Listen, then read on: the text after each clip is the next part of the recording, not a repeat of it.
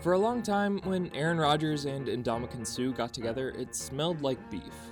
It made sense. Quarterbacks and those who harass quarterbacks often don't get along. They were part of a long-standing divisional rivalry for 5 seasons, and as part of that rivalry, gave us the beefiest moment. So then, why did it take a full decade for them to have proper beef? In 2020, Aaron Rodgers and Ndamukong Suh finally leaned into it. During the second quarter of their Week 6 showdown, Suh put a few hits on Rodgers, some legal, some not. And most importantly, Rodgers responded. On the field, he yelled back at Suh, and they kept talking throughout the game.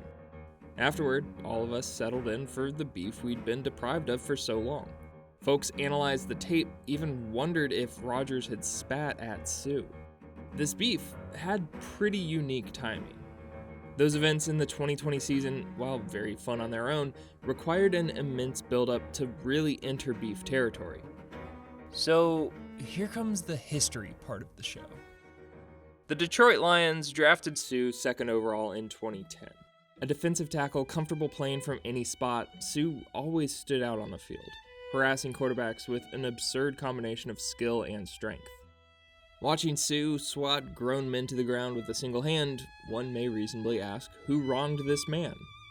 The likeliest answer, some sort of quarterback, based on the passion he funneled into taking them down. And landing in the NFC North meant he saw one particularly good quarterback quite often. As Suh entered the league, Aaron Rodgers entered his era of domination. 2010 marked Rodgers' third year as Green Bay's starting quarterback, and that season went pretty well for him.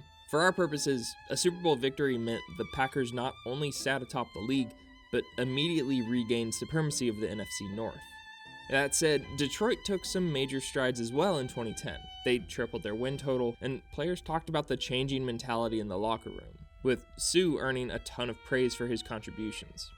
Now, his physical play did often come at a cost. The hard-hitting culture he helped inspire also inspired the league to issue fines, a theme that dominated Suh's early years. In a 2011 Sporting News poll, even Suh's peers voted him the dirtiest player in the league, barely a season into his career. But in their first 4 years facing off, aside from a sack and a half on Rodgers, the spiciest interaction they really had was late in 2011 when Suh co-opted Rodgers' title belt celebration after a sack. A sack on not Rodgers. Rodgers didn't play in the game because he'd already led the Packers to 14 wins and the NFC's top seed. Oh, and his backup absolutely torched the Lions' defense. So no matter how much Detroit improved, they were still chasing Green Bay, and we were still chasing beef. While opponents feared both players for their own particular reasons, the two weren't being linked beyond what their positions naturally called for. That completely changed in 2014. Heading into Week 17, Detroit's rebuild involving Suh and Matt Stafford had reached a new high point. They traveled to Green Bay, where the winner would take the NFC North and the loser would sink down to a wildcard playoff spot. Detroit's chances of winning the division for the first time since 1993 got even better when Rodgers entered the game already with a bad calf. And something you definitely want to avoid with a hurt leg is having a 300-plus pound person step on it while wearing cleats. In the second half, Suh knocked Rodgers down after a pass attempt and took this step, which seemed somewhat fine, and then this one, which felt very unnecessary. Like the plant and push off with all his weight, not great. And Rodgers responded accordingly, but only so much you can do from your butt. Years later, Rodgers revealed that around the same time as that play, Suh engaged him in some all-time trash talk. According to the QB, the FCC likely appreciated that the on-field mics couldn't pick it up. Now, Green Bay won the game and therefore the division, but afterward that play stole the show. It hadn't garnered much attention during the game, didn't even draw a flag, but it became all anyone wanted to talk about. Rodgers tried to guess what Suh's defense would be without letting much emotion show. His coach Mike McCarthy put things a bit more direct. There's no place for something like that. Granted, he admitted to not having seen it for himself yet. The NFL did see it though, and upon review, suspended Suh for 1 game. They basically said, "We're pretty sure the way you stepped, this was super intentional. The tricky part, that one-game suspension meant Suh couldn't play in the Lions' playoff game the following weekend. So Suh appealed, and the league instead slapped him with a $70,000 fine. Allegedly, as part of his appeal, Suh blamed the cold weather, which made it so he couldn't feel his feet and therefore didn't know what he stepped on. That update came from sources, though. Suh really didn't want to talk about what happened. Rodgers sounded like a disappointed parent when he made it clear that without ever saying the word intentional, he felt Suh knew what he did. But much like Suh's feet, this beef remained on ice. Suh left the division in free agency, and we were left wondering what could have been. The Dolphins and Packers didn't meet during the 3 years Suh spent in Miami. That distance meant Rodgers could more comfortably joke about things. After Rodgers praised Suh on HBO's Any Given Wednesday for being the most terrifying defender he's faced, Bill Simmons pointed out that he also had to worry about being stepped on, which let Rodgers offer some tongue-in-cheek benefit of the doubt. You gotta worry about him stepping on your calf. Grabbing things. His feet were a little cold though, so I can't hold that against him. He couldn't feel his feet.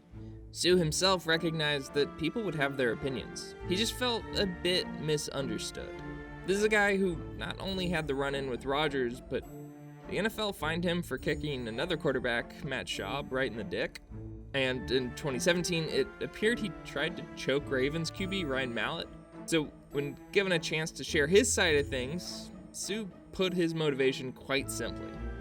Dude just hates quarterbacks. They're pretty boys. They get all the credit. And Suh's paid very well to prevent them from doing their job. Of all the options, the quarterback he hated the most was Sam Bradford, simply because Bradford represented the only person drafted before Suh. And this quote came 8 years after the fact. But going back to Rodgers, Suh specifically funneled extra hatred his way. Maybe not on Bradford's level, but in a lot of ways, his hatred for Rodgers was on an even more pure level. That's the guy who won a Super Bowl when Suh was a rookie, won league MVP a year later, continued to add accolades and trophies to his resume, and Suh faced him with extreme regularity early in his career when he was at his most reckless. It makes sense that if you feel a certain ill will towards quarterbacks, that's going to be multiplied for one of the best to ever do it. Suh's desires stayed pretty straightforward. He wanted to put Rodgers in the dirt as much as he could whenever they played. He admitted that Rodgers might not have the warmest feelings towards Suh, but he didn't hear too much from the QB one way or the other whenever they faced off. At least, not until 2020. A decade after they first met, each guy had tons of respect for the other as a player. Rodgers referred to Suh as a future Hall of Famer. Suh called Rodgers elite. They both knew not to take the other lightly. But when the undefeated Packers visited Suh's newest team, the on-field balance very quickly swung in Suh's favor in a way that hadn't really happened before. The Packers jumped out to a 10-0 lead, but absolutely crumbled in the second quarter. After not throwing a single interception through 4 games, Rodgers threw these picks on back-to-back drives. Jamel Dean scored on the first, and then Mike Edwards danced and slipped his way to the 2. Rodgers took hit after hit. Tampa powered through Green Bay's beat-up line, and as the first half started winding down, the Bucs had stormed back with 28 unanswered. Looking to muster anything before the half, the Packers pressed, which let Suh respond in kind. 2 plays after drawing a late hit on Rodgers, Suh put a little extra into this shove, killing the Packers' drive. A sizable lead and all the momentum meant Suh could comfortably holler at Rodgers. And after a quarter of getting plastered, Rodgers responded. The beef finally became unavoidable. The pair continued to make up for lost time in the second half, and as the Bucs finished off a dominant win, Rodgers confronted his relationship with Suh. The pair spoke about meeting up afterward to talk things out, but Rodgers quickly wondered if Suh's interpretation of their planned talk fell closer to how a cartoon bully would say, "Oh yeah, we're gonna talk." All Rodgers wanted was a chance for each side to say their piece and, I quote, just fucking move on. He pointed out how this had been building up for a while. Appearing on the Pat McAfee show, Rodgers admitted their relationship never really warmed up. He also confirmed what we and Suh had been left just to wonder. I guess it would have been weirder had Rodgers revealed that he loved the dude who stepped on his leg. But unlike previous run-ins, The playoffs offered a more immediate rekindling of the feud, with the highest stakes this beef ever saw. That meant it could once again dominate headlines. The king of callbacks leaned in once more to say he didn't expect much to change in the NFC Championship. The lesser Bayless brother got in on the fun, emphatically noting on Undisputed just how much Suh remained in Rodgers' head. I believe that Suh has been in his head for about 10 years, going back to those early days in Detroit. But his counterpart, Shannon Sharpe, offered a much more realistic view on the situation. These dudes are old. Old dudes have no time for real beef. Rodgers continued to look for his second Super Bowl appearance. Suh still chased his first ring. That's what these guys were actually focused on. And with so much on the line, Sharpe's take proved correct. The teams played a great game with minimal beef spectacle. Tampa Bay won, then 2 weeks later won again in the Super Bowl. Suh did stoke the flames a little bit when talking about how Rodgers was his favorite quarterback to sack, but that wasn't necessarily new information. A few weeks after his Super Bowl win, Suh jumped on Sharpe's podcast and got to fill in some gaps of their beef. Still clearly happy and enjoying the moment, Suh laid out his perspective as clearly as possible. It was his job to piss off Aaron Rodgers. I either did my job or didn't do my job when it came to the game. And my job was to piss him off and win that game. Really, at the end of the day, I'm going to always want to piss off Aaron and not want to be my friend on the football field. Suh also mentioned that he'd exchanged messages with Rodgers about linking up in the offseason and finally having that chat to clear the air. I reached out to him, we exchanged some messages, and actually after the game, NFC Championship game, because I knew it was going to be a long haul before we got on the buses, I ran up to him and said, let's connect in the offseason. He said, for sure. With this beef, there's a degree of what could have been had they kept playing in the same division. What if they'd faced off twice the year following Suh stepping on Rodgers? Or maybe this never could have reached the heights it did, with the Lions always playing second fiddle.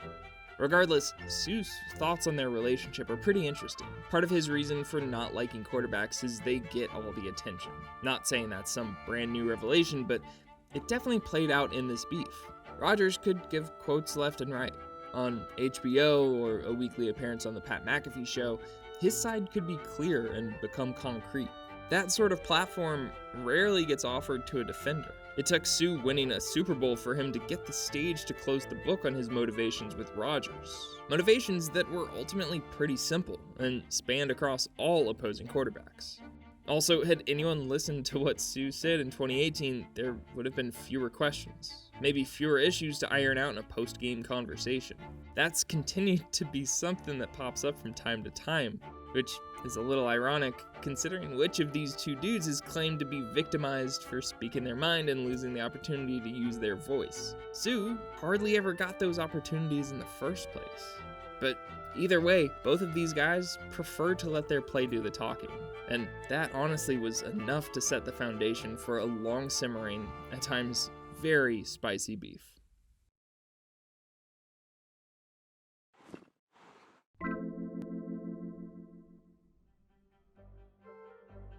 Thank you, as always, for watching.